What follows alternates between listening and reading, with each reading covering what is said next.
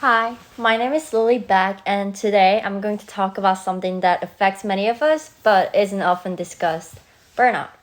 We'll dive into what burnout is and how it impacts us and how we can cope with and prevent it. Let's get started. First, let's outline what we'll be talking about today. Burnout is a serious problem that affects people of all ages, especially students.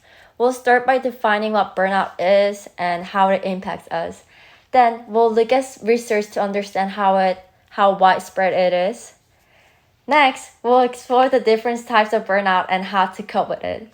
Finally, I'll share tips to prevent burnout so you can protect yourself before it happens. Let's move on to understanding burnout itself. Before we dive into a topic, let me introduce myself. As I mentioned, I'm Lily Beck and I'm part of the Teen Helpline program at the S.O.S Foundation. I'm certified in mental health first aid and I'm also a dedicated tennis player. My experiences in sports and mental health have taught me the importance of support and balance. That's why I'm so passionate about helping others, especially teens, deal with stress and mental health challenges. Now, let's define what burnout actually is. So, what is burnout? Burnout is when you feel emotionally, physically, and mentally drained because of prolonged stress. It happens when life's damage pile up and you feel like you can't keep up. Understanding this is the first step to addressing it. But just how common is burnout? Let's take a look at some research. Studies shows that burnout isn't rare. In fact, according to a meta-study shared by Polygens, burnout rates among high school students range from 7% to 18%. This shows how important it is to recognize and address burnout, especially for students who already face academic and social pressures. Now let's break down what burnout looks like so we can better understand its effects. Burnout isn't just feeling tired after a long day, it's much deeper.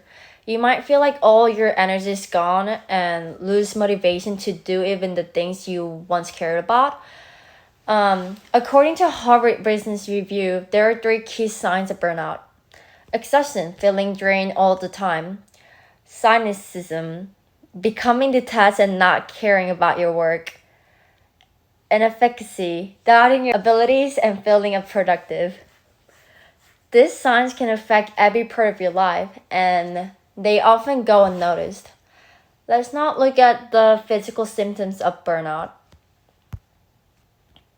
Burnout doesn't just affect how you feel, it also shows in your body. Some physical signs include always feeling tired, getting sick more often, or having headaches and muscle pain. You might also notice changes in your sleep patterns, like sleeping too much or struggling to sleep at all. But it's not just physical. Let's move on to emotional signs. Burnout can take a toll on your emotions too. You might feel like a failure or doubt yourself constantly. Many people feel trapped or helpless, and it can lead to detachment, loneliness, and a loss of motivation. If you've been feeling negative about everything, it might be a sign of burnout. But what about behaviors? Let's talk about how burnout affects how you act. Behavioral signs of burnout can include avoiding responsibilities or isolating yourself from others. You might procrastinate more or turn to unhealthy habits like overeating, drinking, or even drugs. Some people lash out or take out their frustration on others.